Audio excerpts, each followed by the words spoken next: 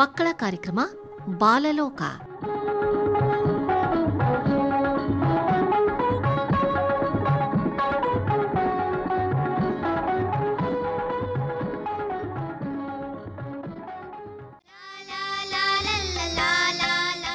Radio ಶಾಲೆ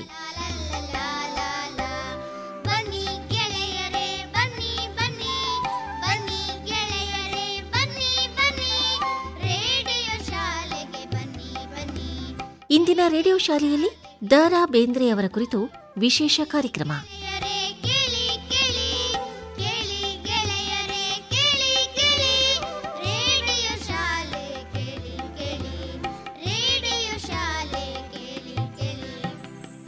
ಅದು ಸರಿ, ಏನ್ ಕೇಳದಪ್ಪ?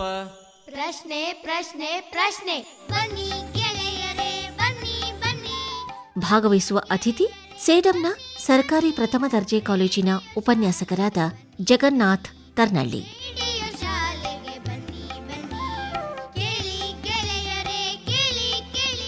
ಭಾಗವಹಿಸುವವರು ವಿದ್ಯಾರ್ಥಿನಿಯರಾದ ಮೇಘಾ ಬಸವರಾಜ್ ಹಾಗೂ ಶ್ರುತಿ ನಾರಾಯಣ.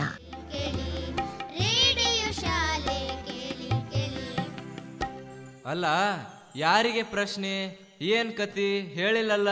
ಅತಿಥಿಗಳು, ಸಾಧಕರು, ಹಿರಿಯರು ಕುಂತಾರೆ. ಅತಿಥಿಗಳು, ಸಾಧಕರು, ಹಿರಿಯರು ಕುಂತಾರೆ ರೇಡಿಯೋ ಶಾಲೆಯಲ್ಲಿ. ಕೇಳಿ ದ.ರಾ. ಬೇಂದ್ರೆಯವರ ಕುರಿತು ವಿಶೇಷ ಕಾರ್ಯಕ್ರಮ.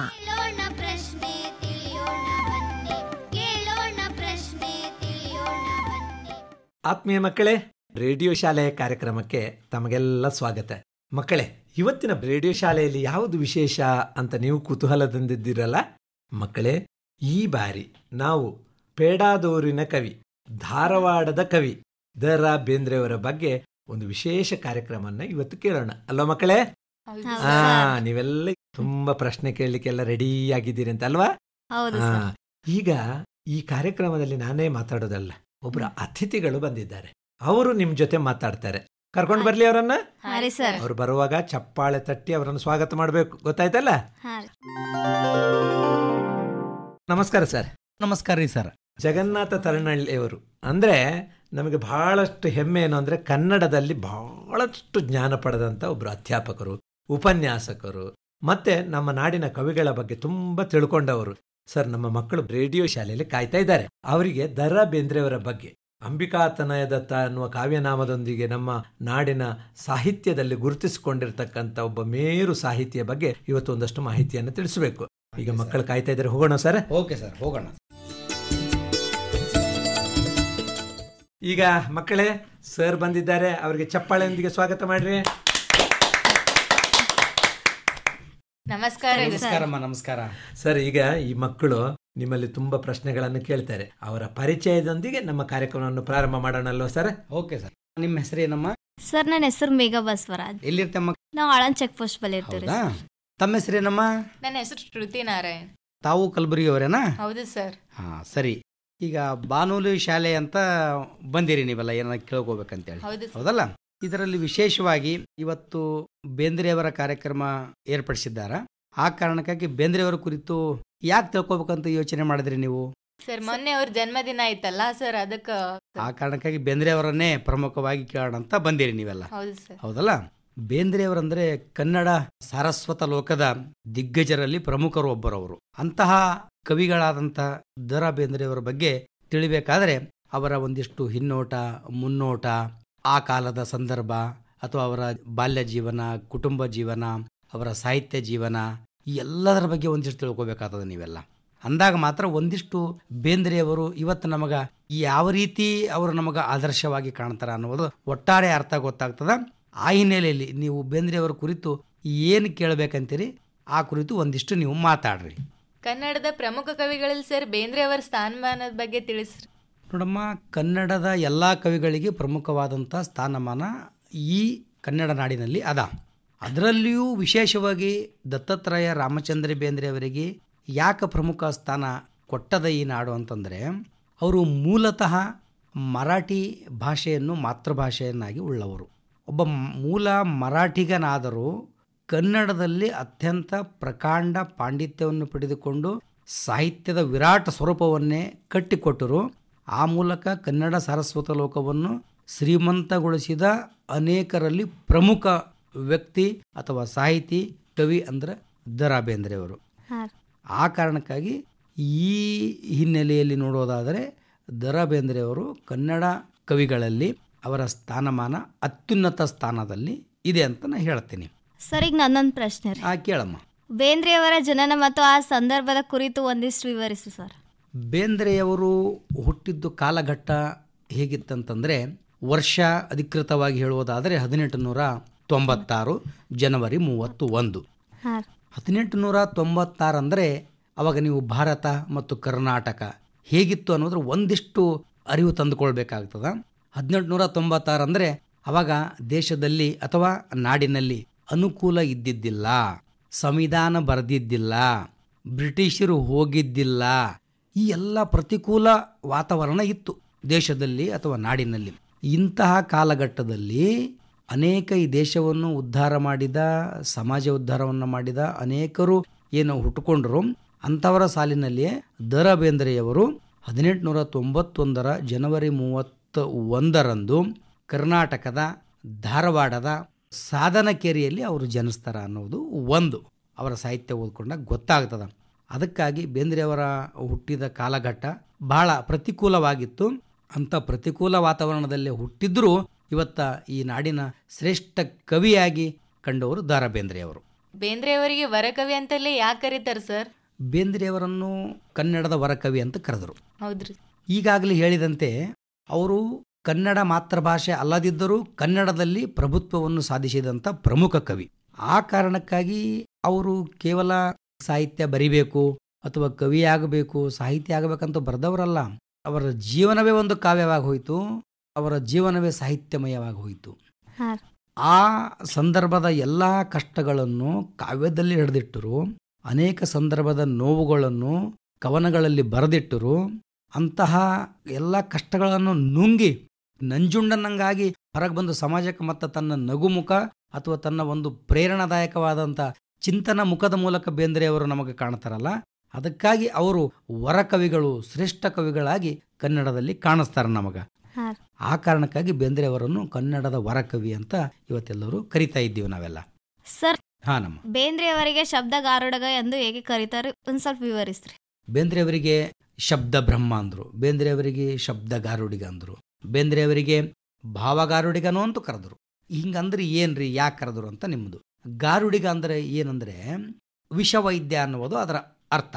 ಈ ಗಾರುಡಿಗನಾದವು ವಿಷಕ್ಕೆ ಔಷಧಿಯನ್ನು ಕೊಟ್ಟು ವಿಷವನ್ನು ಇಳಿಸ್ತಾನ, ಅದಕ್ಕೆ ಅವನಿಗೆ ಗಾರುಡಿಗ ಅಂತ ಕರೀತಾರೆ. ಆದರೆ ಇಲ್ಲಿ ಬೇಂದ್ರೆಯವರಿಗೆ ಶಬ್ದಗಾರುಡಿಗ ಅಂತ ಯಾಕೆ ಕರೆದ್ರು ಅಂತಂದಾಗ, ಬೇಂದ್ರೆಯವರು ತಾವು ಪೆನ್ನು ತೆಗೆದು ಅಥವಾ ಭಾವನಾ ಲಹರಿಯಲ್ಲಿ ಏನಾದ್ರೂ ಆ ಸಂದರ್ಭದ ಸನ್ನಿವೇಶವನ್ನು ಅಕ್ಷರ ರೂಪಕ್ಕೆ ಇಳಿಸಬೇಕು ಅಂತ ಒಂದಿಷ್ಟು ಯೋಚನೆ ಮಾಡಿ ಕೂತರಂದ್ರೆ ಅವರಿಗೆ ಶಬ್ದಗಳು ಹೆಂಗೆ ಬರ್ತೀವಂತಂದ್ರೆ, ಉದಾಹರಣೆಗಾಗಿ ಈಗ ಹಾವಾಡಿಗ ಅಡವಿಯಲ್ಲಿ ಹೋಗಿ ಹಾವು ಹಿಡಿಬೇಕಂತೇಳಿ ಪುಂಗಿ ಊದ್ತಿರ್ತಾನ.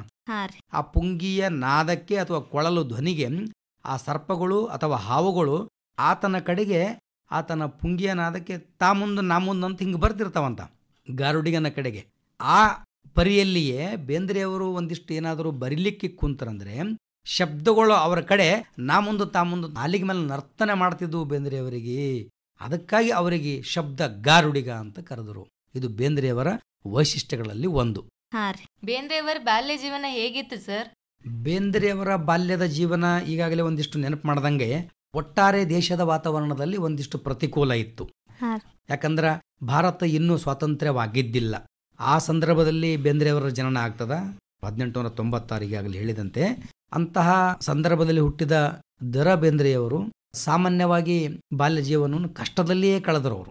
ಬೇಂದ್ರೆಯವರ 11 ವರ್ಷದ ಅವಧಿಯಲ್ಲಿ ಅವರ ತಂದೆ ತೀರ್ಕೊಳ್ತಾರ, ಒಂದಿಷ್ಟು ತಾಯಿಯ ಆಶ್ರಯದಲ್ಲಿ. ಆನಂತರ ಅವರು ತಮ್ಮ ಅಜ್ಜಿಯ ಆಶ್ರಯದಲ್ಲಿ ಒಂದಿಷ್ಟು ಬೆಳಿತಾರೆ. ಗೋದುಬಾಯಿ ಅಂತ ಬೇಂದ್ರೆಯವರ ಅಜ್ಜಿ. ಆ ಗೋದುಬಾಯಿಯವರ ಆಶ್ರಯದಲ್ಲಿ ಬೆಳಕೋತ ಆ ಗೋದುಬಾಯಿ ಒಂದು ಹೋಟೆಲ್ ಇಟ್ಟಿರ್ತಾಳೆ ಆ ಕಾಲಕ್ಕ ಜೀವನೋಪಾಯಕ್ಕಾಗಿ. ಆ ಹೋಟೆಲ್ನಲ್ಲಿ ಒಂದಿಷ್ಟು ಕೆಲಸ ಮಾಡಿ ಬೇರೆ ಹುಡುಗರು ಶಾಲೆಯಿಂದ ಮನೆಗೆ ಬರೋ ಕಾಲಕ್ಕೆ ಬೇಂದ್ರೆಯವರು ಅಂದ್ರೆ ಅಂಬಿಕಾತನಯ ದತ್ತ ಅಜ್ಜಿಯ ಹೋಟೆಲ್ನಲ್ಲಿ ಕೆಲಸ ಮಾಡಿ ಶಾಲೆಯ ಹುಡುಗರು ಮನೆಗೆ ಬರೋ ಕಾಲಕ್ಕೆ ಈ ಹುಡುಗ ಶಾಲೆಗೆ ಹೋಗ್ತಿದ್ದ. ಅಂದ್ರ ಬದುಕಲಿಕ್ಕೆ ಒಂದಿಷ್ಟು ಕಷ್ಟದ ಸಂದರ್ಭ ಇತ್ತು, ಕಲೀಲಿಕ್ಕೆ ಅನುಕೂಲ ವಾತಾವರಣ ಇದ್ದಿದ್ದಿಲ್ಲ. ಆ ಕಾರಣಕ್ಕಾಗಿ ಬೇಂದ್ರೆಯವರ ಜನ್ಮದ ಆ ಸಂದರ್ಭ ದಿನಗಳು ಕಷ್ಟದಲ್ಲಿಯೇ ಇದ್ದುವು. ಬಾಲ್ಯದ ಜೀವನ ಕಷ್ಟದಲ್ಲಿಯೇ ಬೆಳೆಯುತ್ತಾ ಬಂದವರು ದ.ರಾ. ಬೇಂದ್ರೆಯವರು. ಬೇಂದ್ರೆಯವರ ಕೌಟುಂಬಿಕ ಜೀವನ ಹೇಗಿತ್ರಿ ಸರ್? ಬೇಂದ್ರೆಯವರ ಕೌಟುಂಬಿಕ ಜೀವನದ ಬಗ್ಗೆ ಹೇಳುವುದಾದರೆ ಅವರ ಕುಟುಂಬ ಜೀವನದಲ್ಲಿ ಒಂದಿಷ್ಟು ಕಷ್ಟದ ತರಂಗಗಳೇ ಮತ್ತೆ ಮತ್ತೆ ಏಳ್ತಿದ್ವು ಅಂತ ಅನ್ನೋದು. ಬಾಲ್ಯ ಜೀವನ ಹೆಂಗೆ ಕಷ್ಟ ಇತ್ತೋ ಹಾಗೆ ಕುಟುಂಬ ಜೀವನ ಒಂದಿಷ್ಟು ಕಷ್ಟನೇ ಇತ್ತು ಅವರಿಗೆ. ಕಾರಣ ಅವರಿಗೆ ಒಟ್ಟು 9 ಮಕ್ಕಳು ಆಗ್ತಾವ್ರಿ. 9 ಮಕ್ಕಳಾಗದಾಗ ಅವರಿಗೆ ಕ್ರಮೇಣ 6 ಮಕ್ಕಳು ತೀರ್ಕೊಂಡ್ಬಿಡ್ತಾವ. ಬೇಂದ್ರೆಯವರಿಗೆ 6 ಮಕ್ಕಳು ತೀರ್ಕೊಂಡಾಗ ಅಲ್ಲೆಲ್ಲ ಮೊದಲೇ ದೇಶ ಮತ್ತು ನಾಡಿನಲ್ಲಿ ಒಂದಿಷ್ಟು ಯಾವುದೋ ಬಂಧನದ ವಾತಾವರಣ, ಯಾವುದೋ ಒಂದು ಉಸಿರು ಕಟ್ಟುವ ವಾತಾವರಣ ಇತ್ತು. ಇನ್ನು ಕುಟುಂಬದಲ್ಲಿ ಬಡತನ ಇತ್ತು, ದಾಂಪತ್ಯ ಕುಟುಂಬದಲ್ಲಿ ದುಃಖ ತುಂಬಿತು. ಇದೆಲ್ಲ ಬೇಂದ್ರೆಯವರ ಕುಟುಂಬ ಜೀವನದ ಈ ತರಂಗದ ಅಲೆಗಳು ಎದ್ದು ಕಷ್ಟಗಳು ನಾ ಮುಂದೆ ತಾ ಮುಂದೆ ಅಂತ ಬೇಂದ್ರೆಯವರಿಗೆ ಅಪ್ಪಳಿಸ್ತಿದ್ದವು. ಆದರೂ ಬೇಂದ್ರೆಯವರು 9 ಮಕ್ಕಳು ಹುಟ್ಟಿದ ಮೇಲೂ ಆ ಕಾಲದಾಗೆಲ್ಲ ಈ ಫ್ಯಾಮಿಲಿ ಪ್ಲಾನಿಂಗ್ ಇದ್ದಿಲ್ಲ, ಏನೂ ಇದ್ದಿದ್ದಿಲ್ಲ. ಅದರಲ್ಲಿ 6 ಮಕ್ಕಳು ತೀರ್ಕೊಂಡಾಗ ಬೇಂದ್ರೆಯವರು ಬರೀತಾರೆ ಒಂದ್ಸರಿ, ಮೊದಲನೇ ಕಂದನು ಬೆಟ್ಟಿಗೆ ಬಂದನು ಅತಿಥಿಯೋ ಎಂಬಂತೆ. ಅವರು ಮೊದಲನೇ ಮಗ ರಾಮ ಅನ್ನೋ ಹುಟ್ಟಿ ಆ 1 ವರ್ಷದ ಅವಧಿ ಒಳಗೆ ತೀರ್ಕೊಂಡ್ರಪ್ಲೆ ಬೇಂದ್ರೆಯವರು ಅದನ್ನು ಪೂರ್ತಿ ಇಡೀ ಜೀವನಕ್ಕೆ ಗೊಳುವಂಥ ದುಃಖದಿಂದ ತುಂಬಿಕೊಂಡು ಕೂಡೋದಿಲ್ಲ. ಅವ್ರು ಏನು ಮಾಡ್ತಾರೆ, ಮೊದಲನೇ ಹೊರಕವಿಗಳು ವಾಕ್ಶುದ್ಧಿ ವ್ಯಕ್ತಿಗಳವರು ಅದೆಲ್ಲ ನೋವನ್ನು ನುಂಗಿ ನಂಜುಂಡನಾಗಬೇಕನ್ನುವ ಭಾವನೆಯಲ್ಲಿ ಮೊದಲನೇ ಕಂದನೋ ಮನೆಗೆ ಬಂದನೋ ಅತಿಥಿಯೋ ಎಂಬಂತೆ ಅಂತೇಳಿ ಆ ಮೊದಲನೇ ಮಗ ತೀರ್ಕೊಂಡಾಗ ಈ ಸಾಲಗಳು ಬರ್ಕೊಂಡು ಕೇಸಿ ದುಃಖವನ್ನು ಕಡಿಮೆ ಮಾಡ್ಕೊಳ್ತಾರೆ. ಈ ರೀತಿ ಆಗಿರುವಂಥ ಸಂದರ್ಭದಲ್ಲಿ ಇನ್ನು ಮುಂದುವರೆದ ಮಕ್ಕಳುಗಳು ಕ್ರಮೇಣ ಆ ಕಾಲದ ರೋಗ ರುಜಿನಗಳಿಗೆ ಬಲಿಯಾಗಿ ಬಡತನದ ಕಷ್ಟಕ್ಕೆ ಒಂದಿಷ್ಟು ಅವರಿಗೆ ಚಿಕಿತ್ಸೆ ಕೊಡಿಸ್ಲಿಕ್ಕೆ ಸಕಾಲಕ್ಕಾಗಿಲ್ಲೋ ಏನೋ ಆ ಎಲ್ಲ ಕಾರಣಗಳಿಗಾಗಿ ಬೇಂದ್ರೆಯವರಿಗೆ ಹುಟ್ಟಿದ 9 ಮಕ್ಕಳಲ್ಲಿ 6 ಮಕ್ಕಳು ತೀರ್ಕೋತಾರೆ. ಅದು ಬೇಂದ್ರೆಯವರ ಜೀವನದಾಗ ಬಹು ದುಃಖಮಯವಾದಂಥ ಸಂದರ್ಭ ಆಗಿ ಅವರ ಸಾವುಗಳು ಟೈಮಿನಾಗ ಬೇಂದ್ರೆಯವರಿಗೆ ಕಾಣ್ತದ. ಆದರೂ ಅವೆಲ್ಲವನ್ನು ಮೀರಿ ಮತ್ತೆ ಸಾಹಿತ್ಯದ ಕಡೆ ಮುಖ ಮಾಡ್ತಾರ, ಸಾಮಾಜಿಕ ಪ್ರೇರಣೆ ಕಡೆ ಒಂದಿಷ್ಟು ಮಾತಾಡ್ತಾರ. ಇದೆಲ್ಲ ಬೇಂದ್ರೆಯವರ ಜೀವನದ ಪ್ರಮುಖ ಸಂದರ್ಭಗಳಲ್ಲಿ ಕುಟುಂಬ ಜೀವನವ ಕಷ್ಟವನ್ನು ಮೀರಿ ಸಮಾಜದ ಇಷ್ಟದ ಕಡೆಗೆ ನಡೆದಂಥವರು ಬೇಂದ್ರೆಯವರು. ಬೇಂದ್ರೆಯವರಿಗೆ ಯಾವ್ಯಾವ ಸಾಹಿತ್ಯ ಪ್ರಶಸ್ತಿಗಳು ಬಂದವಂತ ಒಂದಿಷ್ಟು ಹೇಳಬಹುದು ನಿಮಗೆ ನಾನು ಈ ಸಂದರ್ಭದಾಗ. ಬೇಂದ್ರೆಯವರಿಗೆ ಅರಳು ಮರಳು ಅನ್ನುವಂಥ ಅವ್ರದ್ದೊಂದು ಪ್ರಸಿದ್ಧ ಕೃತಿ, ಅಂದ್ರೆ ಕಾವ್ಯಕೃತಿ, ಅದು ಕವನ ಸಂಕಲನ. ಕೇಂದ್ರ ಸಾಹಿತ್ಯ ಅಕಾಡೆಮಿ ಅರಳು ಮರಳು ಕೃತಿಗೆ ಕೊಟ್ಟರು ಕೇಂದ್ರ ಸಾಹಿತ್ಯ ಪ್ರಶಸ್ತಿ. ಬೇಂದ್ರೆಯವರ ಸಂದರ್ಭಕ್ಕೆ ಬಹಳ ದೊಡ್ಡ ಒಂದು ಪ್ರಶಸ್ತಿಯಾಗಿ ಇತ್ತು ಆ ಕಾಲಕ್ಕೆ. ಈ ಹಿಂದೆ ಮೊದಲ ಕುವೆಂಪುರಿಗೆ ಬಂದವು, ಅನೇಕ ಕವಿಗಳಿಗೆ ಬಂದವು. ಸಾಂದರ್ಭಿಕವಾಗಿ ಅರಳು ಮರಳು ಕೃತಿಗೆ ಬೇಂದ್ರೆಯವರಿಗೆ ಕೇಂದ್ರ ಸಾಹಿತ್ಯ ಅಕಾಡೆಮಿ ಬಂತು. ಕೃತಿಯ ಪ್ರಾಮುಖ್ಯತೆ ಏನು? ಅದ್ರಾಗ ಅವ್ರು ಬರೀತಾರ, ಏನು ಎಲ್ಲ ಕೊಟ್ಟರು ಅದು ನಿಮ್ಮ ಪ್ರಸಾದ ಅಂತ ಸ್ವೀಕಾರ ಮಾಡ್ತೀನಿ ಅಂತ ಆ ಕಾಣದ ದೈವಕ್ಕೂ ಒಂದು ಶರಣಾಗಿಬಿಟ್ಟಿದ್ರು. ಯಾಕಂತ ಕೇಳಿದ್ರೆ ಅವ್ರು ಬರೀತಾರ, ಯಾವುದು ಕೊಟ್ಟರು ಮರಳೂನು ತಮ್ಮ ಪ್ರಸಾದ ಅಂತಾರ. ನಮಗೇನು ಮರಳು ಅಂತ ಕೊಡ್ತಿರಲ್ಲ, ಹುಚ್ಚುತನ ಅಂತ ಬಂದ ಮನುಷ್ಯಂಬಲ್ಲಿ ಅಂದ್ರೆ ಅದನ್ನು ನಿಮ್ಮ ಪ್ರಸಾದ ಅಂತ ಕೊಡ್ತೀನಿ ಅಂತ ಬರೀತಾರೆ ಅವರು. ತಮ್ಮ ಮರಳಿನಿಂದ ಮರಳಿ ಅರಳಿ ಸ್ಫುಟವಾಗಿ ಭಾವ ಶುದ್ಧ, ಈ ಕೊರಳು ಬೆರಳು ಆ ಕೆರಳು ಅರಳು ಮರಳೂನು ತಮ್ಮ ಪ್ರಸಾದ ಅಂತ ಒಂದಿಷ್ಟು ಕೇಳಿಕೊಂಡು ಈ ರೀತಿ ಪ್ರಮುಖವಾದಂಥ ಅಂಶಗಳು ಬರೆದಿದ್ದಕ್ಕಾಗಿ ಆ ಅರಳು ಮರಳು ಅಂತ ಆ ಕವನ ಸಂಕಲನಕ್ಕೆ ಕೇಂದ್ರ ಸಾಹಿತ್ಯ ಅಕಾಡೆಮಿ ಪ್ರಶಸ್ತಿ ಬಂತು. ಅಷ್ಟೇ ಅಲ್ಲ, ಅವರಿಗೆ ಕೆಲವು ವಿಶ್ವವಿದ್ಯಾಲಯಗಳು ನಿಮ್ಗೆ ಡಾಕ್ಟರೇಟ್ ಕೊಡ್ತೀವ್ರಿ ಅಂತ ಬರ್ತಾರೆ. ಡಾಕ್ಟರೇಟ್ ಕೊಡ್ತೀವಿ ಅಂತ ಬಂದಾಗ ಬೇಂದ್ರೆಯವರು ಅಂಥ ಕಷ್ಟದಲ್ಲಿಯೂ ಅಂಥ ವಿದ್ವತ್ತಿನಲ್ಲೂ ಹಾಸ್ಯ ಪ್ರಜ್ಞೆ ಉಳ್ಳವರವರು. ಅವ್ರೇನಂತಾರೆ, ನನಗೇನು ನೀವು ಡಾಕ್ಟರೇಟ್ ಕೊಡ್ತೀರಪ್ಪ, ನನಗೆ ನಮ್ಮ ತಾಯಿ ತಂದೆ ಹುಟ್ಟುತ್ತಲೇ ಡಾಕ್ಟರೇಟ್ ಕೊಟ್ಟಾರ ಅಂತಂತಾರ. ಅದೇ ಹಂಗ್ರಿ ಅಂತ ಪ್ರಶ್ನೆ ಕೇಳಿದಾಗ ದ.ರಾ. ಬೇಂದ್ರೆ ಅಂತ ಕರೀತಾರೆ. ಅದು ಇಂಗ್ಲೀಷ್ನಾಗ ಮಾಡಿರಿ DR ಅಂತ ಆತದ. ಅದಕ್ಕೆ ನಾ ಹುಟ್ಟುತ್ತಲೇ ಡಾಕ್ಟರ್ ದ.ರಾ. ಬೇಂದ್ರೆ ಅಂದಂಗಿದ್ದೀನಿ, ಡಾಕ್ಟರ್ ಬೇಂದ್ರೆ ಇದ್ದೀನಿ, ಅದಕ್ಕಾಗಿ ನೀವೇನು ಕೊಡ್ತೀರಿ ಅಂತ ಒಂದಿಷ್ಟು ಅವ್ರಿಗೆ ತಮಾಷೆ ಮಾಡಿ ಮತ್ತು ಅವ್ರು ಕೊಟ್ಟಂತಹ ಡಾಕ್ಟರೇಟ್ ಸ್ವೀಕಾರ ಮಾಡ್ತಾರ. ಹಿಂಗೆ ಒಲಿದು ಬಂದ ಪ್ರಶಸ್ತಿಗಳು ಅನೇಕ ಇವೆ ಬೇಂದ್ರೆಯವರಿಗೆ. ಇನ್ನು ಮುಂದೆ ಹೋಗಿ ಅವರಿಗೆ ಜ್ಞಾನಪೀಠ ಅಂತ ಪ್ರಶಸ್ತಿ ಸಿಗ್ತದ, ಪಂಪ ಪ್ರಶಸ್ತಿ ಸಿಗ್ತದ. ಏನೆಲ್ಲ ಪ್ರಶಸ್ತಿಗಳು ಗಿಟ್ಟಿಸಿಕೊಳ್ಳುವಂತ ಶಕ್ತಿ ಬೇಂದ್ರೆಯವರ ಸಾಹಿತ್ಯಕ್ಕೆ ಇತ್ತು ಅನ್ನೋದಕ್ಕೆ ಇವೆಲ್ಲ ಸಾಕ್ಷಿ ಆಗ್ತಾವ. ಸರ್, ಬೇಂದ್ರೆಯವರ ಪ್ರಮುಖ ಕವಿತೆಗಳು ಬೇಂದ್ರೆಯವರ ಪ್ರಮುಖ ಕವಿತೆಗಳು ಯಾವುವು ಅಂತ ಕೇಳಿದ್ರೆ ಉತ್ತರ ಒಂದಿಷ್ಟು ಕಠಿಣ ಅನಿಸ್ತದಮ್ಮ. ಯಾಕಂತ ಕೇಳಿದ್ರೆ ಬೇಂದ್ರೆಯವರು ಬರೆದ ಎಲ್ಲಾ ಕವಿತೆಗಳು ಪ್ರಮುಖನೇ ಆಗಿ ಕಾಣಿಸ್ತಾವ. ಹೌದೇನ್ರಿ ಸರ್? ಹೌದು. ಸಾಮಾನ್ಯ ಅತಿ ಸಾಮಾನ್ಯರ ಬಾಯಿಯಲ್ಲೂ ಬೇಂದ್ರೆಯವರ ಕವಿತೆಗಳು ಅವ. ಒಂದ್ಸಾರಿ ಬೇಂದ್ರೆಯವರು ಧಾರವಾಡದ ಓಣಿಯಲ್ಲಿ ಹೋಗುವಾಗ ಒಬ್ಬ ಹುಡುಗ ಎಮ್ಮೆ ಕಾಯ್ಲಕ್ಕ ಎಮ್ಮೆ ಮೇಲೆ ಕುಂತು ಹೋಗ್ತಿದ್ನಂತ. ಅವಾಗ ಹೋಗೋ ಕಾಲಕ್ಕೆ ಒಂದು ಹಾಡು ಹಾಡ್ಕೊತ ಹೋಗವ. ಏನದು, ಇನ್ನೂ ಯಾಕೆ ಬರಲಿಲ್ಲವ ಹುಬ್ಬಳ್ಳಿಯವ, ವಾರದಾಗ 3 ಸರತಿ ಬಂದು ಹೋಗವ ಅಂತೇಳಿ ಹಾಡು ಹಾಡ್ಕೊತ ಹೊಂಟ. ಬೇಂದ್ರೆ ಅವರು ಈ ಹುಡುಗ ಯಾರೋ ಹಾಡು ಹಾಡ್ತಾನಲ್ಲ ಅಂತೇಳಿ ಕೇಳಿದ್ರು. ಏ ತಮ್ಮ, ಈ ಹಾಡ ಎಲ್ಲಿ ಕಲ್ತಿದ್ದು, ಎಲ್ಲಿ ಕೇಳಿದ್ದು? ಇಲ್ರಿ ಅಜ್ಜ, ಇಲ್ಲಿ ಬಾಜು ಒಂದು ಹೋಟೆಲ್ ಅದ, ಆ ಹೋಟೆಲ್ನಾಗ ದಿನಾಲು ಹಸ್ತಾರದ ಪದ, ಹಂಗಾಗಿ ದಿನಾಲು ಕೇಳಿ ಕೇಳಿ ನನಗೆ ಅದು ಬಾಯಾಟ ಆಗಿಬಿಟ್ಟದ, ಅದಕ್ಕೆ ಅದು ಹಾಡಿ ಒಂದಿಷ್ಟು ನಾನು ಹೊತ್ತು ಗಳಿತೀನಿ ಅಂತ ಹೇಳ್ತಾನೆ. ಹೌದಾ, ಅಂದ್ರೆ ಈ ಪದ್ಯ ಯಾರು ಬರ್ದಾರ ಗೊತ್ತೇನಪ್ಪ ನಿನಗ ಅಂತ ಕೇಳಿದಾಗ, ಯಾರೋ ಬೇಂದ್ರೆ ಅಜ್ಜ ಅಂತ ಬರ್ದಾರಂತ್ರಿ, ನನಗೇನು ಗೊತ್ತಿಲ್ಲ ಅಂತ ಅಂದ್ಬಿಡ್ತಾನೆ. ಹೌದಾ, ಹಾಗಿದ್ರೆ ಸರಿಯಪ್ಪ ಅಂತ ಹುಡುಗ ಕೊಟ್ಟು ಕಳಿಸ್ತಾನೆ. ಅಂದ್ರೆ ಸಾಮಾನ್ಯ ಒಬ್ಬ ಧನಗಾಯಿ ವಿದ್ಯಾರ್ಥಿ ಹುಡುಗನಿಗೂ ಬೇಂದ್ರೆಯವರ ಹಾಡು ಅವನ ಹೊತ್ತು ಕಳೀಲಿಕ್ಕೆ, ಅವನ ಜೀವನ ನೆಮ್ಮದಿಗೆ ಕಾರಣ ಆಯಿತು. ಇಂಥ ಅನೇಕ ಕವಿತೆಗಳು, ಅವರು ಒಟ್ಟು 1427 ಕವಿತೆಗಳು ಬರೀತಾರೆ. ಎಲ್ಲ ಕವಿತೆಗಳೂ ಪ್ರಮುಖನೇ. ದ.ರಾ ಬೇಂದ್ರೆ ಅವರು ಬರೆದಿರುವ ನೀ ಹಿಂಗ ನೋಡಬೇಡ ನನ್ನ ಎನ್ನುವ ಕವಿತೆ ಇದೆ ಅಲ್ಲ ಸರ್, ಅದ್ರ ಭಾವಾರ್ಥ ಏನು ಸರ್? ಹೌದಮ್ಮ, ಇದು ಸರಿಯಾದಂಥ ಸಂದರ್ಭದಲ್ಲೇ ಕೇಳಿದ ಪ್ರಶ್ನೆ ಇದು. ಅನೇಕ ವಿದ್ಯಾರ್ಥಿಗಳು ಅಥವಾ ಅನೇಕರು ನೀ ಹಿಂಗ ನೋಡಬೇಡ ನನ್ನ ಎನ್ನುವ ಒಂದು ಅವರ ಕವಿತೆಯ ಕುರಿತು ಕೆಲವು ಅಪಾರ್ಥ ಮಾಡಿಕೊಂಡು ಸ್ವೀಕಾರ ಮಾಡಿಕೇಸಿ ಚರ್ಚೆ ಮಾಡಿದ್ದು ಕೇಳಿದ್ದುಂಟು. ಉದಾಹರಣೆಗಾಗಿ ಈಗ ಬೇಂದ್ರೆಯವರು ನೀ ಹಿಂಗ ನೋಡಬೇಡ ನನ್ನ ಅನ್ನೋದು ಪ್ರೇಮ ಗೀತೆ ಅನ್ನಂಗ ಕಾಣ್ತದ ಮೇಲ್ನೋಟಕ್ಕ, ಆದ್ರೆ ಅದರ ಆಂತರ್ಯದಲ್ಲಿ ಶೋಕದ ಮಡುಗಟ್ಟಿದೆ. ಹೇಳದ್ನಲ್ಲ ಈಗಾಗಲೇ ಮೊದಲಿನ ಪ್ರಶ್ನೆದಾಗ, ಬೇಂದ್ರೆಯವರಿಗೆ 6 ಮಕ್ಕಳು ತೀರ್ಕೊಂಡಿರಲ್ಲ. 6 ಮಕ್ಕಳು ತಿಳ್ಕೊಂಡಾಗ ಬೇಂದ್ರೆಯವರ 5ನೇ ಮಗು ಹೆಣ್ಣು ಮಗಳು ಲಲಿತಾ ಎನ್ನುವಕ್ಕೆ ತೀರ್ಕೊಂಡಿರ್ತಾಳೆ. ಬೇಂದ್ರೆಯವರ ಹೆಂಡತಿ ತವರ ಮನೆ ರಾಣಿಬೆನ್ನೂರು. ರಾಣಿಬೆನ್ನೂರಿನಿಂದ ಅವರಿಗೆ ಸುದ್ದಿ ಬಂದ್ಬಿಡ್ತದ, ತುಂಬು ಗರ್ಭಿಣಿ ನಿಮ್ಮ ಪತ್ನಿಯವರು, ನಾಳೆ ಬೆಳಗ್ಗೆ ಬಹುತೇಕ ಬಾಣಂತನ ಆಗಬಹುದು, ಬರ್ರಿ ಅಂತ ಕರೆದಿರ್ತಾರ. ಬೇಂದ್ರೆಯವರಿಗೆ ಒಂದಿನ ಮೊದಲೇ ಸುದ್ದಿ ಗೊತ್ತಾದಾಗ ಬೇಂದ್ರೆಯವರು ಹೋಗ್ತಾರ. ಮರ್ದಿನ ಮನೆಗೆ ಹೋಗಿ ನೋಡ್ತಾರೆ, ಮೌನ ವಾತಾವರಣ. ಯಾಕ ಏನು ಅಂತ ಕೇಳಿದಾಗ ಬೇಂದ್ರೆಯವರ ಧರ್ಮಪತ್ನಿ ಯಾರು, ಲಕ್ಷ್ಮೀಬಾಯಿ ಕುಂತಿರ್ತಾರ. ತೀರಿಕೊಂಡಂತ ಲಲಿತಾ ಏನು ಮಗು ಇರ್ತದದು, ಆ ಲಲಿತನ ಶವವನ್ನು ಮುಚ್ಚಿ ಒಂದಿಷ್ಟು ದುಃಖದ ಭಾವನೆಯಲ್ಲಿ ಕುಂತಿರ್ತಾರ. ಬೇಂದ್ರೆಯವರಿಗೆ ಹಿಂಗೆ ನೋಡಿದ್ರಪ್ಲೆ ಗೊತ್ತಾಗಿರ್ತದ ಮಗು ತೀರಿಕೊಂಡಿದೆ ಅಂತ. ಅದಕ್ಕಾಗಿ ತನ್ನ ಧರ್ಮಪತ್ನಿ ಲಕ್ಷ್ಮೀಬಾಯಿಯ ದುಃಖವನ್ನು ಕಂಡು ಅರಿದಂಥ ಬೇಂದ್ರೆಯವರು ಆವಾಗ ತನ್ನ ಮಡದಿಯ ದುಃಖವನ್ನು ಕಡಿಮೆಗೊಳಿಸಲಿಕ್ಕೆ, ಅಥವಾ ಇದ್ದಂಗ ಇರಲಿ, ಆ ದೈವದ ಕೃಪೆ ಇರಲಿ ಅನ್ನುವಂತಹ ದೈವಕ್ಕೆ ಒಂದಿಷ್ಟು ಮೊರೆ ಹೋಗಿದ ಅರ್ಥದಲ್ಲಿ ಏನು ಬರೀತಾರ ಅಂತಂದ್ರೆ, ನೀ ಹಿಂಗ ನೋಡಬೇಡ ನನ್ನ, ಯಾಕಂದ್ರೆ ಮಡದಿ ನಿಟ್ಟುಸಿರು ಬಿಡುತ್ತಾ ಮುಚ್ಚದ ಕಣ್ಣುಗಳಿಂದ ಬೇಂದ್ರೆಯವರಿಗೆ ನೋಡ್ತಿರ್ತಾಳ. ಅಂದ್ರೆ ತನ್ನ ಗಂಡಗೆ ನೋಡ್ತಿರ್ತಾಳ ಲಕ್ಷ್ಮೀಬಾಯಿ.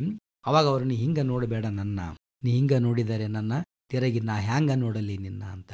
ಅಂದ್ರ ಅಲ್ಲಿ ಒಂದಿಷ್ಟು ಕಣ್ಣುಗಳೇ ಮೌನದಲ್ಲಿ ಮಾತಾಡ್ಕೊಳ್ತಿದ್ದಾವ. ಅದು ಯಾಕಂದ್ರೆ ದುಃಖ ತಡೆಗಟ್ಟಿದರೆ ಅದು ಮತ್ತೆ ಆರೋಗ್ಯದ ಮೇಲೆ ದುಷ್ಪರಿಣಾಮ ಆಗುತ್ತೆ. ಅದಕ್ಕಾಗಿ ಅತ್ತಾರೆ ಹತ್ತು ಬಿಡು ಹೊನಲು ಬರಲಿ ಕ್ಯಾಕ ಮರಸತಿ ದುಃಖ, ಯಾವೇ ಬಡಿಸಿ ಕೆಡವು ಬಿಗಿ ಗಣ್ಣು ಬೇಡ ತುಟಿ ಕಚ್ಚಿ ಹಿಡಿಯದಿರು ಬಿಕ್ಕ ಅಂತ ಅಂತಾರ. ಹತ್ತು ಬಿಡು, ಒಮ್ಮೆ ಹೊನಲು ಬರಲಿ, ದುಃಖ ಮರೆತು ಹೋಗ್ಬಿಡ್ತದ. ಅದಕ್ಕೆ ಬಹಳ ಹಿಂಗ ದುಃಖ ಕಟ್ಕೊಂಡ್ರೆ ಅಳಲ್ ಬಿಡ್ರಿ ಅಂತ ನೋಡ್ರಿ, ಅಂದ್ರೆ ಹತ್ತರ ಹಗುರ ಆಗಿಬಿಡ್ತದಂತ. ಅದಕ್ಕೆ ಹೃದಯ ಹಗುರ ಆಗ್ತದ. ಹತ್ತು ಬಿಡು, ಅತ್ತಾರೆ ಹತ್ತು ಬಿಡು, ಹೊನಲು ಬರಲಿ ನಕ್ಯಾಕ ಮರಸತಿ ದುಃಖ. ಅದಕ್ಕಾಗಿ ಬೇಂದ್ರೆಯವರು ಇಂಥ ಸಂದರ್ಭದಲ್ಲಿ ಲಲಿತನ ಲಾಲಿತ್ಯವನ್ನೇ ಬಣ್ಣಿಸಿದಂತೆ ಆ ದುಃಖವನ್ನು ಮರೆಸುವ ಸಲುವಾಗಿ ಮತ್ತೆ ತನ್ನ ಹೆಂಡತಿಯನ್ನು ಒಂದಿಷ್ಟು ಆ ದುಃಖದಿಂದ ಹೊರಗ ಬರಬೇಕು ಅನ್ನುವ ಕಾರಣಕ್ಕಾಗಿ ನೀ ಹಿಂಗ ನೋಡಬೇಡ ಅನ್ನುವಂಥ ಪದ್ಯ ಆ ಸಂದರ್ಭದಾಗ ಹುಟ್ಟಿದ್ದು. ಸರ್, ನನ್ನೊಂದು ಪ್ರಶ್ನೆ ರೀ. ಹೇಳಮ್ಮ. ಬೇಂದ್ರೆಯವರ ಹಕ್ಕಿ ಹಾರುತ್ತಿದೆ ನೋಡಿದೀರಾ ಎಂಬ ಕಾವ್ಯದ ತಾತ್ಪರ್ಯವೇನ್ರಿ ಸರ್? ಬೇಂದ್ರೆಯವರ ಹಕ್ಕಿ ಹಾರುತ್ತಿದೆ ನೋಡಿದರೆ ಎನ್ನುವುದು ಧಾರವಾಡದಾಗ ಒಂದೆಲ್ಲೋ ಕವಿ ಸಮ್ಮೇಳನ ನಡೆದಿತ್ತು. ಬೇಂದ್ರೆಯವರು ಕವಿಗೋಷ್ಠಿ ಸಂದರ್ಭದಾಗ ಪ್ರಮುಖ ಕವಿಗಳವರು. ಆ ಕಾಲದಾಗ ಬೇಂದ್ರೆಯವರು ಪ್ರಸಿದ್ಧ ಕವಿಗಳು. ಆ ಸಾಹಿತ್ಯ ಸಮ್ಮೇಳನದಾಗ ಲಕ್ಷ ಈ ಪ್ರೇಕ್ಷಕರು ಎದುರಿಗೆ ಎದ್ದು ನಿಂತ ತಮ್ಮ ಸಂದರ್ಭ ಬಂದಾಗ ಕವಿಗೋಷ್ಠಿಯಲ್ಲಿ ಕವನ ವಾಚನ ಮಾಡ್ಲಿಕ್ಕೆ ಬರ್ತಾರ. ಬೇಂದ್ರೆ ಒಂದಿಷ್ಟು ಮೋಡಿ ಮಾಡಂತ ವ್ಯಕ್ತಿ. ಪ್ರೇಕ್ಷಕರು ಎದುರು ನಿಂತ ಕೇಶಿ ನೇರವಾಗಿ ಪದ್ಯ ಓದಿ ಬಿಡಲ್ಲ, ಮುಗಿಲ ಕಡೆ ಕೈ ತೋರಿಸಿ ಹಕ್ಕಿ ಹಾರುತ್ತಿದೆ ನೋಡಿದ್ದೀರಾ ಅಂತ ಅಂದ್ಬಿಡ್ತಾರ. ಎಲ್ಲಾ ಪ್ರೇಕ್ಷಕರ ಮ್ಯಾಗ ನೋಡಿಬಿಡ್ತಾರ, ಎಲ್ಲಿ ಹಕ್ಕಿ ಹಾರತ್ತದ ಅಂತ ಹೇಳಿ. ಹಂಗ ಅವ್ರ ಮ್ಯಾಗ ಆ ಕಡೆ ಸೂಚನೆ ಕೊಟ್ಟು ಪದ್ಯ ಪ್ರಾರಂಭ ಮಾಡಿಬಿಡ್ತಾರ. ಹಕ್ಕಿ ಹಾರುತ್ತಿದೆ ನೋಡಿದ್ದೀರಾ, ಗಾವುದ ಗಾವುದ ಗಾವುದ ದೂರ ಎವೆ ತೆರೆದಿಕ್ಕುವ ಹೊತ್ತಿನ ಒಳಗೆ ಹಕ್ಕಿ ಹಾರುತ್ತಿದೆ ನೋಡಿದಿರ ಅಂತ ಪದ್ಯದ ಸಾಲುಗಳು ಪ್ರಾರಂಭ ಮಾಡ್ತಾರೆ. ಹಿಂಗೆ ಮಾಡ್ಕೋತ ಆ ಹಕ್ಕಿ ಕಣ್ಣು ಮುಚ್ಚಿ ಹಿಂಗೆ ತೆರೆದ್ರಾಗ ಎವೆ ತೆರೆದಿಕ್ಕುವ ಹೊತ್ತಿನ ಒಳಗೆ ಕಣ್ಣು ರೆಪ್ಪೆ ಹಿಂಗೆ ಬಡದು ತೆರೆದ್ರೊಳಗ ಎಷ್ಟೆಷ್ಟೋ ಹಿಂಗೆ ದೂರ ಹೋಗಿಬಿಡುತ್ತೆ ಅಂತ, ಅಷ್ಟು ವೇಗದಲ್ಲಿ ಹಾರುವಂಥ ಹಕ್ಕಿ ಅದು. ಅಂಥ ಹಕ್ಕಿ ಹಾರಲತ್ತದ, ನೀವು ನೋಡಿರೇನಂತ ಅನ್ನುವ ಅರ್ಥದಲ್ಲಿ ಪ್ರೇಕ್ಷಕರಿಗೆ ಕೇಳುವ ಶೈಲಿಯಲ್ಲಿ ಪದ್ಯ ಓದಿ ಬಿಡ್ತಾರೆ ಅವರು. ಆ ಹಕ್ಕಿ ಕೊನೆಗೆ ಏನೇನು ಮಾಡ್ತದ ಅಂತ ಅನ್ನೋದು ಹೇಳಿಬಿಡ್ತಾರ. ಈಗ ನೋಡಿ, ರಾಜ್ಯದ ಸಾಮ್ರಾಜ್ಯದ ತೆನೆ ಒಕ್ಕಿ ಮಂಡಲ ಗಿಂಡಲ ಗಳಗಡ ಮುಕ್ಕಿ ಮುಳುಗಿಸಿ ತೇಲಿಸಿ ಖಂಡಗಳ ಸಾರ್ವಭೌಮರ ನೆತ್ತಿಯ ಕುಕ್ಕಿ ಹಕ್ಕಿ ಹಾರುತ್ತಿದೆ ನೋಡಿದೀರಾ. ಆ ಹಕ್ಕಿ ಸುಮ್ಮನೆ ಸಾಮಾನ್ಯ ಹಕ್ಕಿ ಅಲ್ಲ, ಮುಳುಗಿಸಿ ತೇಲಿಸಿ ಕಂಡ ಕಂಡಗಳ ಮನವಂತರಗಳ ಭಾಗ್ಯವ ತಿರಿಸಿ ಹೊಸಗಾಲದ ಹಸು ಮಕ್ಕಳ ಹರಿಸಿ ಹಕ್ಕಿ ಹಾರುತ್ತಿದೆ ನೋಡಿದ್ದೀರಾ. ಆ ಹಕ್ಕಿ ಈ ಎಲ್ಲ ಬದಲಾವಣೆಗಳು ಮಾಡ್ಕೋತಾ ಹೊಂಟದ ಹಕ್ಕಿ ಅದು. ಮತ್ತು ಅಷ್ಟೇ ಅಲ್ಲ, ಅದು ಎಲ್ಲಿ ತನ ಅಂದ್ರೆ ಈ ಆಚೆಗೆ ಚಾಚಿದೆ ತನ್ನಯ ಕುಂಚ, ಈ ದಿಗ್ಮಂಡಲಗಳು ದಾಟಿ ತನ್ನ ಚುಂಚ ಆಚೆಗೆ ಚಾಚಿದಂತ ಅಂತ ಹಕ್ಕಿ ಅದು. ಎಲ್ಲೇ ಸಾಮಾನ್ಯ ಹಿಂಗೆ ಯಾವುದೋ ಹಕ್ಕಿ ಅಲ್ಲ. ಮತ್ತು ಎಂಥ ಹಕ್ಕಿ ಇರ್ಬೋದು ಅನ್ನೋ ಕಾಲಕ್ಕೆ ಎಲ್ಲರೂ ಗೊಂದಲ ಆಗ್ಬಿಡ್ತದೆ, ಇದು ಹಕ್ಕಿ ಯಾವುದು, ಇದು ಹಕ್ಕಿ ಯಾವುದು ಅಂತೇಳಿ. ಆದರೆ ವಾಸ್ತವದಲ್ಲಿ ಆ ಹಕ್ಕಿ ಯಾವುದು ಅಂತ ತಿಳ್ಕೊಳ್ಳೋಕೆ ಹೊಂಟಾಗ ಅದು ಈ ಕಾಲ ಪಕ್ಷಿ ಅನ್ನುವ ಅರ್ಥ ಗೊತ್ತಾಗ್ಬಿಡ್ತದೆ. ಕಾಲ, ಆ ಕಾಲಕ್ಕೆ ಪಕ್ಷಿ ಅಂತಂತ ಕರೀತಾರೆ. ಸೂರ್ಯಚಂದ್ರರನ್ನು ಮಾಡಿದೆ ಕಣ್ಣ, ಆ ಹಕ್ಕಿಗೆ ಕಣ್ಣೇ ಸೂರ್ಯಚಂದ್ರ ಆಗಿವಂತಂದ್ರೆ ಇಡೀ ಒಟ್ಟು ನಿಸರ್ಗ, ಒಟ್ಟು ಜಗತ್ತೇ ಬೇಂದ್ರೆಯವರ ದೃಷ್ಟಿಯಲ್ಲಿ ಒಂದು ಹಕ್ಕಿಯಾಗಿ ಕಂಡತ್ತು. ಅದಕ್ಕೆ ಅವರು ವರಕವಿ ಏನೆಲ್ಲ ಹಿಂಗೆ ಕಲ್ಪನಾ ಲೋಕಕ್ಕೆ ಒಯ್ದು ಬಿಡ್ತಾರೆ ನಮಗೆಲ್ಲ. ಆ ಹಕ್ಕಿಗೆ ಇಡೀ ಈ ಜಗತ್ತಿನ ಭೌತಿಕ ಹಕ್ಕಿ ಆಕಾರ ಅಂತ ಅನ್ಕೊಂಡ್ರೆ, ಆ ಹಕ್ಕಿಗೆ ಕಣ್ಣುಗಳು ಸೂರ್ಯಚಂದ್ರರನ್ನೇ ಮಾಡಿತ್ತು ಕಣ್ಣ. ಇದು ಹಗಲು ಮತ್ತು ಬೆಳಕಿನ ಕಲ್ಪನೆ ಕೊಡ್ತಾರೆ. ಅಂದ್ರೆ ಒಟ್ಟಾರೆ ಇಡೀ ಕಾಲ ಪಕ್ಷಿ ತನ್ನ ಸಂದರ್ಭಕ್ಕೆ ಏನೇನು ಬರ್ತದ ಅದೆಲ್ಲ ಒಂದಿಷ್ಟು ಹಿಂಗೆ ಕಾಲಕಾಲಕ್ಕೆ ಎಲ್ಲವನ್ನು ನುಂಗಿ ಮತ್ತು ಹೊಸದನ್ನು ಹುಟ್ಟಿಸಿ ಏನೆಲ್ಲ ನಿಸರ್ಗದ ಅಥವಾ ಜಗತ್ತಿನ ಬದಲಾವಣೆಗೆ ಕಾರಣ ಆಗುವಂಥ ಪಕ್ಷಿಗೆ ಹಕ್ಕಿ ಅಂತ ಕರೆದು ಹಕ್ಕಿ ಹಾರುತ್ತಿದೆ ನೋಡಿದಿರಾ ಎನ್ನುವಂಥ ಪದ್ಯ ಈ ಜಗತ್ತಿನ ಕಾಲದ ಪರಿಯನ್ನು ಕುರಿತು ಬರೆದಿರುವಂಥ ಪದ್ಯ ಅದು. ಅದಕ್ಕಾಗಿ ಬೇಂದ್ರೆಯವರನ್ನು ಅರಿತುಕೊಳ್ಬೇಕಾದ್ರೆ ಅವರ ಹಿನ್ನೆಲೆ ಅಥವಾ ಅವರ ಒಂದಿಷ್ಟು ವಾಸ್ತವದ ನೆಲೆ ನಮಗೆ ಗೊತ್ತಾಗಬೇಕಾಗ್ತದ. ಅಂದಾಗ ಇಂಥ ಪದ್ಯಗಳು ಏನಂತ ನಮಗೆ ಗೊತ್ತಾಗ್ಲಿಕ್ಕೆ ಸಾಧ್ಯ ಆಗ್ತದಮ್ಮ. ಬೇಂದ್ರೆಯವರು ಜೈಲು ವಾಸ ಮಾಡಿರೋದು ಯಾವ ಹಿನ್ನೆಲೆಯಲ್ಲಿ ಸರ್? ಹೌದು, ಬೇಂದ್ರೆಯವರು ಒಂದು ಬಾರಿ ಜೈಲು ವಾಸ ಮಾಡುವಂಥ ಸಂದರ್ಭನೂ ಬಂತು. ಅವರು ಮತ್ತೆ ಈ ದೇಶಕ್ಕೇನು ಬ್ರಿಟಿಷರು ಬಂದ ಕೇಶಿ ಒಂದಿಷ್ಟು ನಮಗೆಲ್ಲ ಕಪಿಮುಷ್ಟಿಯೊಳಗೆ ಇಟ್ಕೊಂಡಿರಲ್ಲ, ಆ ಬ್ರಿಟಿಷರಿಗೆ ಒಂದಿಷ್ಟು ಏನಾದರೂ ಮಾರ್ಮಿಕವಾಗಿ ಉತ್ತರ ಕೊಡಬೇಕು, ಅವರಿಗೆ ಒಂದಿಷ್ಟು ಏನಾದ್ರೂ ಹೇಳಬೇಕು, ಈ ದೇಶ ಬಿಟ್ಟು ಹೋಗ್ರಿ ನೀವು ಅನ್ನೋದು ಸಾತ್ವಿಕ ಶಿಟ್ ಇರ್ತದಲ್ಲ ಎಲ್ಲರ ಬಳಿ. ಹಂಗೆ ಬೇಂದ್ರೆಯವರಿಗಿತ್ತು. ಗಾಂಧೀಜಿಯವರು ಸ್ವಾತಂತ್ರ್ಯ ಹೋರಾಟ ಪ್ರಾರಂಭ ಮಾಡಿದ್ರು, ಈ ದೇಶಕ್ಕೆ ಸ್ವಾತಂತ್ರ್ಯ ಪಡೆದುಕೊಳ್ಬೇಕಂತ. ಅನೇಕರು ಅವರ ನೇತೃತ್ವದಲ್ಲಿ ಈ ದೇಶಕ್ಕಾಗಿ ಒಂದಿಷ್ಟು ಸ್ವಾತಂತ್ರ್ಯ ಪಡಿಸಿಕೊಳ್ಳಲಿಕ್ಕೆ ಹೋರಾಟ ಮಾಡ್ತಿದ್ರು. ಅಂಥ ಟೈಮ್ಗಳಲ್ಲಿ ಕವಿಗಳು, ಸಾಹಿತಿಗಳು ಬರೆಯುವುದರ ಮೂಲಕ ಸ್ವಾತಂತ್ರ್ಯ ಹೋರಾಟಕ್ಕೆ ಶಕ್ತಿಯನ್ನು ತುಂಬಿಕೊಟ್ರು ಅಥವಾ ಸಹಕರಿಸಿದರು ಅನ್ನೋದಕ್ಕೆ ಇಲ್ಲಿ ಬೇಂದ್ರೆಯವರು ಏನ್ ಮಾಡ್ತಾರ, ನರಬಲಿ ಎನ್ನುವಂಥ ಪದ್ಯ ಬರೀತಾರೆ.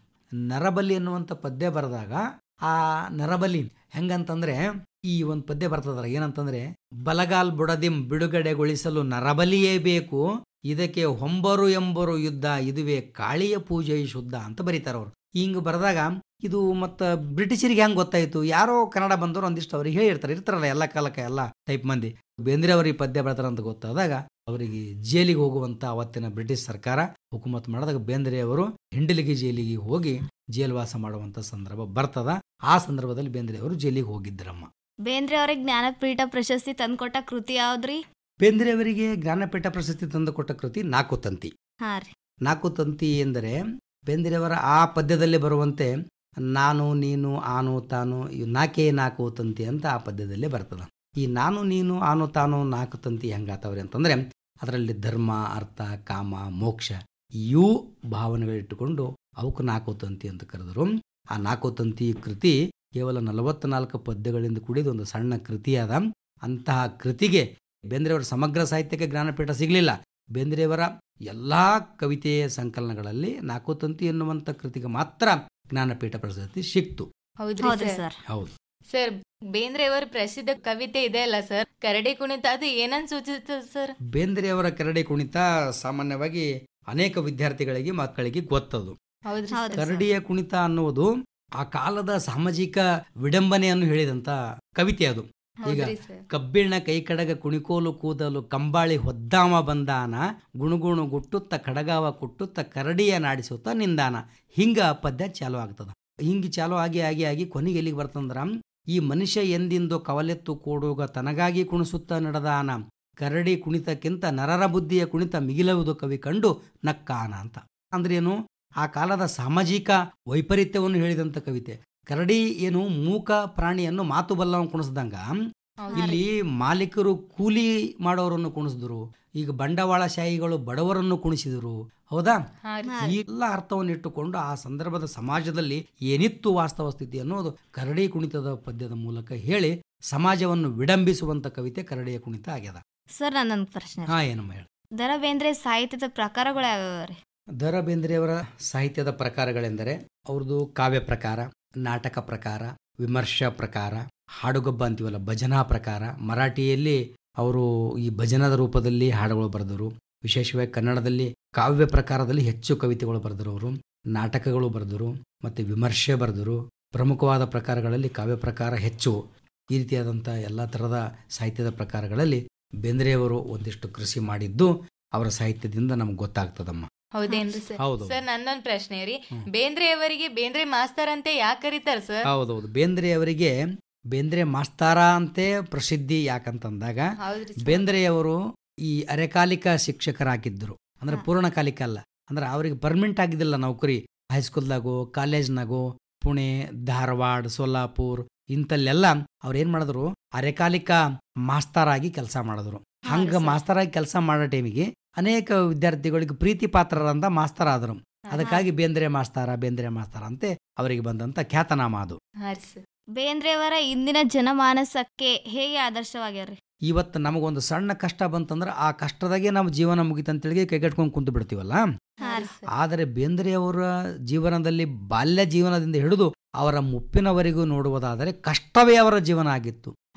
ಅಂತಹ ಕಷ್ಟದ ಜೀವನ ಇದ್ರೂ ಅದನ್ನು ಹಿಂಗೆ ದಾಟಿ ಬಂದು ಸಮಾಜಕ್ಕೆ ಅನೇಕ ತರದ ಸಾಹಿತ್ಯದ ಕೊಡುಗೆ ಅಥವಾ ಅವರ ವಾಕ್ ಸಿದ್ಧಿಯ ಅನೇಕ ಕೃತಿಗಳು ಕೊಟ್ರಲ್ಲ, ಅದಕ್ಕೆ ಇವತ್ತು ನಾವು ಏನೇ ಕಷ್ಟ ಬಂದ್ರೂ ಅದನ್ನು ಮೆಟ್ಟಿ ನಿಲ್ಲುವಂತಹ ಶಕ್ತಿ ತಂದುಕೊಳ್ಳಬೇಕು ಎನ್ನುವುದಕ್ಕೆ ಇವತ್ತು ಬೇಂದ್ರೆಯವರು ನಮಗ ಆದರ್ಶಪ್ರಾಯರಾಗ್ತಾರೆ. ಸರ್ ನನ್ನೊಂದು ಪ್ರಶ್ನೆ ರೀ, ಬೇಂದ್ರೆ ಸಾಹಿತ್ಯ ಇವತ್ತಿಗೂ ಪ್ರಸ್ತುತ ಇದೆಯಲ್ಲ ಸರ್? ಬೇಂದ್ರೆಯವರ ಸಾಹಿತ್ಯ ಇವತ್ತಿಗೆ ಯಾಕೆ ಪ್ರಸ್ತುತ ಅದ ಅಂದ್ರೆ, ಬೇಂದ್ರೆಯವರು ಅದ್ಭುತವಾದಂತ ವಿಷಯಗಳು ವಸ್ತುಗಳನ್ನು ಹೇಳಿದ್ರು, ಜನಸಾಮಾನ್ಯರಿಗೆ ತಿಳಿಯುವಂತ ಶಬ್ದಗಳಲ್ಲಿ ವಾಕ್ಯಗಳಲ್ಲಿ ರಚನೆ ಮಾಡಿದ್ರು. ಆ ಕಾರಣಕ್ಕಾಗಿ ಸಾಮಾನ್ಯವಾಗಿ ಜನಪದ ಅವರ ಪ್ರಮುಖವಾದಂತ ಶೆಲೆಯಾಗಿತ್ತು. ಅದು ಅಲೆಯಾಗಿ ಇವತ್ತಿಗೂ ನಮ್ಮನ್ನು ಒಂದಿಷ್ಟು ತರಂಗದ ಮೂಲಕ ಎಲ್ಲರ ಕರ್ಣ ಪಟಲಗಳಿಗೆ ಬಡಿತಾ ಇದೆ. ಆ ಕಾರಣಕ್ಕಾಗಿ ಇವತ್ತಿಗೂ ಅವರ ಕವಿತೆಗಳು ಸಾಮಾನ್ಯರ ಬಾಯಲ್ಲೂ ಹಾಡ್ತಾರ, ಅನೇಕ ಗ್ರಾಮೀಣ ಪ್ರದೇಶಗಳಲ್ಲೂ ಹಾಡ್ತಾರ. ಆ ಕಾರಣಕ್ಕಾಗಿ ಬೇಂದ್ರೆ ಅವರ ಕವಿತೆಗಳು ಇವತ್ತಿಗೂ ಪ್ರಸ್ತುತ ಆತಾವ ನಮ್ಗ. ಹೌದೇನ್ರಿ ಸರ್? ಹೌದು. ಧಾರವಾಡ ಮತ್ತು ಬೇಂದ್ರೆಗಿರುವ ನಂಟ ಅಂದ್ರೆ ಅದ್ರ ಮಹತ್ವ ಏನ್ರಿ ಸರ್? ಬೇಂದ್ರೆಗ ಮತ್ತು ಧಾರವಾಡಕ್ಕೆ ಇರುವ ನಂಟು ಮತ್ತು ಅದರ ಮಹತ್ವ. ಹಾ ರೀ ಸರ್. ಬೇಂದ್ರೆಯವರ ಪೂರ್ವಜರು ಮಹಾರಾಷ್ಟ್ರ ಅಥವಾ ಮರಾಠಿ ಮೂಲಿಗರು. ಅವರು ಒಂದು ಕಾಲದಲ್ಲಿ ಧಾರವಾಡಕ್ಕೆ ಬಂದು ಕೇಸಿ ನೆಲೆಸಿರ್ತಾರ. ಬೇಂದ್ರೆಯವರ ಪೂರ್ವಜರು ಬಂದು ಧಾರವಾಡಕ್ಕೆ ನೆಲೆಸಿದಾಗ ಧಾರವಾಡದಲ್ಲಿ ಬೇಂದ್ರೆಯವ್ರ ಜನನ ಆಗ್ತದ, ಅದೆಲ್ಲ ನಿಮ್ಗೆ ಹೇಳಿನ ಈಗಾಗಲೇ. ಆದ್ರ ಧಾರವಾಡ ಬೇಂದ್ರೆಯವರಿಗೆ ಒಂದಿಷ್ಟು ಆಶ್ರಯ ಕೊಟ್ಟಿತು, ಅನ್ನ ಕೊಟ್ಟಿತು, ಒಂದಿಷ್ಟು ಎಲ್ಲಾ ತರದ ಪೂರಕವಾದಂತಹ ಆಶ್ರಯ ಕೊಟ್ಟಂತ ಧಾರವಾಡ ಬೇಂದ್ರೆಯವರ ಪಾಲಿಗೆ ಅದು ಮತ್ತೊಂದು ತಾಯಿ ಆಗಿತ್ತು. ಅದಕ್ಕೆ ಅವರು ಒಂದು ಕವಿತೆಯಲ್ಲಿ ಧಾರವಾಡದ ತಾಯಿ ಅಂತ ಒಂದು ಪದ್ಯ ಬರೀತಾರೆ. ಅವ್ರು ಯಾವುದೇ ಊರಿಗೆ ಹೋದ್ರು ಮತ್ತ ಮರಳಿ ಬಾರೋ ನಿನ್ನೂರಿಗೆ ಸಾಧನ ಕೇರಿಗೆ ಅಂತ ಧಾರವಾಡದ ತಾಯಿ ಕವಿತೆಯಲ್ಲಿ ಬರೆದಾರ. ಅದಕ್ಕೆ ಧಾರವಾಡ ಅಂದ್ರೇನೆ ಬೇಂದ್ರೆ, ಬೇಂದ್ರೆ ಅಂದ್ರೇನೆ ಧಾರವಾಡ. ಅಷ್ಟೊಂದು ನಂಟು ಧಾರವಾಡಕ್ಕೂ ಮತ್ತು ಬೇಂದ್ರೆಯವರಿಗೆ ಇತ್ತು. ಸರ್ ನನ್ನೊಂದು ಪ್ರಶ್ನೆ ರೀ, ಈಗ ಬೇಂದ್ರೆಯವರಿಗೆ ಬಂದ ಪ್ರಮುಖ ಪ್ರಶಸ್ತಿಗಳು ಯಾವ ಸರ್? ಈಗಾಗಲೇ ಹೇಳಿದಂತೆ ಕೇಂದ್ರ ಸಾಹಿತ್ಯ ಅಕಾಡೆಮಿ ಪ್ರಶಸ್ತಿ ಅರಳು ಮರಳು ಕೃತಿಗೆ ಬಂತು. ಸಾರಸ್ವತ ಲೋಕದಲ್ಲಿ ಕೊಡಮಾಡಲ್ಪಡುವ ಅತ್ಯುನ್ನತ ಪ್ರಶಸ್ತಿ ಅಂದ್ರೆ ಜ್ಞಾನಪೀಠ ಪ್ರಶಸ್ತಿ. ಹೆಂಗ ನಾಗರಿಕ ಪ್ರಶಸ್ತಿಯೇ ಭಾರತ ರತ್ನ ಕೊಡ್ತಾರೋ ಹಂಗ ಸಾಹಿತಿಗಳಿಗೆ ಬಹುದೊಡ್ಡದಾದ ಅತ್ಯುನ್ನತ ಪ್ರಶಸ್ತಿ ಅಂದ್ರೆ ಜ್ಞಾನಪೀಠ ಪ್ರಶಸ್ತಿ. ಆ 4 ತಂತಿ ಕೃತಿಗೆ ಜ್ಞಾನಪೀಠ ಪ್ರಶಸ್ತಿ ಬಂತು. ಪಟ್ಟಿ ಮಾಡಲಾರಕ್ಕೆ ಆಗಲ್ದಷ್ಟು ಪ್ರಶಸ್ತಿಗಳು ಬೇಂದ್ರೆಯವರಿಗೆ ಬಂದವ. ಅವುಗಳಲ್ಲಿ ಪ್ರಮುಖವಾದವು ಇವು 2. ಮತ್ತೆ ಬೇಂದ್ರೆಯವರ ಬಗ್ಗೆ ಹೆಚ್ಚಿನ ವಿವರಣೆ ಏನಾದರೂ ಕೇಳುವುದಿದ್ದರೆ ನಿಮ್ಮ ತರಗತಿಗಳಲ್ಲಿ ನಿಮ್ಮ ಗುರುಗಳ ಮುಖೇನ ಅಥವಾ ಕೃತಿಗಳ ಮುಖೇನ ಪದ್ಯಗಳನ್ನು ಕೇಳುವುದರ ಮುಖೇನ ಅಥವಾ ವಿವರಣೆ ತಿಳಿದುಕೊಳ್ಳುವುದರ ಮುಖೇನ ಇನ್ನೂ ಹೆಚ್ಚಿನ ರೀತಿಯಲ್ಲಿ ಬೇಂದ್ರೆಯವರನ್ನು ತಿಳಿದುಕೊಂಡು ನಮಗ ಇವತ್ತ ಆದರ್ಶ ಯಾಕಾಗ್ತದಂದ್ರೆ ಆ ಕಷ್ಟವನ್ನು ಮೀರಿ ಇವತ್ತ ಸಮಾಜಕ್ಕೆ ಅಥವಾ ಸಾಹಿತ್ಯದ ಮೂಲಕ ಏನಾದರೂ ಕಾಣಿಕೆ ಕೊಟ್ರಲ್ಲ, ಅವರ ಸಾಹಿತ್ಯದ ಆ ಶಕ್ತಿ ಮಂತ್ರದಂತಿರುವ ಸಾಲಗಳೇ ನಮ್ಮನ್ನು ಪ್ರೇರಿಸ್ತಾವ. ಅದಕ್ಕಾಗಿ ಬೇಂದ್ರೆ ನಮಗೆ ಯಾವತ್ತು ಪ್ರೇರಣೆ ಆಗ್ತಾರ, ಬೇಂದ್ರೆ ಯಾವತ್ತು ನಮಗೆ ಹಸಿರಾಗಿ ಉಳಿತಾರ ಅನ್ನೋದಕ್ಕೆ ಇನ್ನೂ ಹೆಚ್ಚಿನ ದಿನಗಳಲ್ಲಿ ಹೆಚ್ಚಿನ ಬೇಂದ್ರೆಯವರ ಕುರಿತು ಅಧ್ಯಯನ ಮಾಡ್ರಿ, ಅವಲೋಕನ ಮಾಡಿ ತಿಳ್ಕೊಂಡು ಬೇಂದ್ರೆಯವರನ್ನು ಆದರ್ಶವಾಗಿ ಇಟ್ಟುಕೊಂಡು ನಮ್ಮ ಜೀವನವನ್ನು ನಾವು ಗೆಲ್ಲೋಣ ಎನ್ನುವಂತ ಮಾತನ್ನು ಈ ಸಂದರ್ಭದಲ್ಲಿ ನಿಮಗೆ ತಿಳಿಸ್ತೀನಿ ಮಕ್ಕಳೇ. ಶುಭವಾಗಲಿ. ಬೇಂದ್ರೆಯವರ ಬಗ್ಗೆ ಇಷ್ಟೆಲ್ಲ ಗೊತ್ತಿರಲಿಲ್ಲ ಸರ್, ನೀವು ಇಷ್ಟೆಲ್ಲ ವಿಸ್ತಾರವಾಗಿ ಹೇಳಿದ್ರಿ. ಧನ್ಯವಾದಗಳು ಸರ್. ಮಕ್ಕಳೇ, ಇವತ್ತು ಜಗನ್ನಾಥ ತರ್ನಳ್ಳಿಯವರು ಬಹಳ ಚೆನ್ನಾಗಿ ದ.ರಾ. ಬೇಂದ್ರೆಯವರ ಒಂದು ಸಮಗ್ರ ಸಾಹಿತ್ಯದ ಬಗ್ಗೆ ಮತ್ತು ಅವರ ವೈಯಕ್ತಿಕ ಬದುಕಿನ ಬಗ್ಗೆ ಪರಿಚಯ ಮಾಡಿಕೊಟ್ರಲ್ಲ ಮಕ್ಕಳೇ? ಖುಷಿಯಾಗಿದೆನಾ? ಇಲ್ಲ, ಖುಷಿಯಾಗಿದೆ. ತುಂಬಾ ಒಳ್ಳೆದಾಗಿ ಮಾತಾಡಿದ್ರು ಜಗನ್ನಾಥ ತರ್ನಳ್ಳಿ ಸರ್. ನಿಮಗೂ ಕೂಡ ಎಲ್ಲ ಮಕ್ಕಳ ಪರವಾಗಿ ಹೃತ್ಪೂರ್ವಕ ವಂದನೆಗಳು ಸರ್. ನಮಸ್ಕಾರ ನಿಮಗೆ ಸರ್. ತಮಗೂ ನಮಸ್ಕಾರ. ರೇಡಿಯೋ ಶಾಲೆಯಲ್ಲಿ ಭಾಗವಹಿಸಿದ ವಿದ್ಯಾರ್ಥಿಗಳೇ, ನಿಮಗೂ ಕೂಡ ಧನ್ಯವಾದಗಳು. ಮತ್ತು ಈ ಕಾರ್ಯಕ್ರಮವನ್ನು ಕೇಳಿದ ಎಲ್ಲ ಮಕ್ಕಳಿಗೂ ಕೂಡ ವಂದನೆಗಳನ್ನು ಹೇಳಿ ಮತ್ತೆ ಮುಂದಿನ ರೇಡಿಯೋ ಶಾಲೆಯಲ್ಲಿ ನಾವೆಲ್ಲ ಜೊತೆಯಾಗೋಣ. ಎಲ್ಲರಿಗೂ ನಮಸ್ಕಾರ. ಇದುವರೆಗೆ ರೇಡಿಯೋ ಶಾಲೆಯಲ್ಲಿ ದ.ರಾ. ಬೇಂದ್ರೆಯವರ ಕುರಿತು ವಿಶೇಷ ಕಾರ್ಯಕ್ರಮ ಕೇಳಿದಿರಿ. ಬನ್ನಿ ಬನ್ನಿ ಗೆಳೆಯರೇ, ಬನ್ನಿ ಬನ್ನಿ ರೇಡಿಯೋ ಶಾಲೆಗೆ ಬನ್ನಿ ಬನ್ನಿ. ಈ ಕಾರ್ಯಕ್ರಮದಲ್ಲಿ ಭಾಗವಹಿಸಿದ ಅತಿಥಿ ಸೇಡಂನ ಸರ್ಕಾರಿ ಪ್ರಥಮ ದರ್ಜೆ ಕಾಲೇಜಿನ ಉಪನ್ಯಾಸಕರಾದ ಜಗನ್ನಾಥ್ ತರ್ನಳ್ಳಿ. ಕೇಳಿ ಕೇಳಿ ರೇಡಿಯೋ ಶಾಲೆ ಕೇಳಿ ಕೇಳಿ. ಭಾಗವಹಿಸಿದವರು ವಿದ್ಯಾರ್ಥಿನಿಯರಾದ ಮೇಘಾ ಬಸವರಾಜ್ ಹಾಗೂ ಶ್ರುತಿ ನಾರಾಯಣ. ಬನ್ನಿ ಬನ್ನಿ ಸಂಕಲನ ಮಲ್ಲಮ್ಮ ಟಿ ಬುಳ್ಳ. ರೇಡಿಯೋ ಶಾಲೆಗೆ ಬನ್ನಿ. ಪ್ರಸ್ತುತಿ ಡಾಕ್ಟರ್ ಸದಾನಂದ್ ಪೆರ್ಲಾ. ಬನ್ನಿ ಬನ್ನಿ ಕೇಳಿ ಗೆಳೆಯರೇ, ಕೇಳಿ ಕೇಳಿ ಕೇಳಿ ಗೆಳೆಯರೇ, ಕೇಳಿ ಕೇಳಿ ರೇಡಿಯೋ ಶಾಲೆ ಕೇಳಿ ಕೇಳಿ ರೇಡಿಯೋ ಶಾಲೆಗೆ ಬನ್ನಿ ಬನ್ನಿ.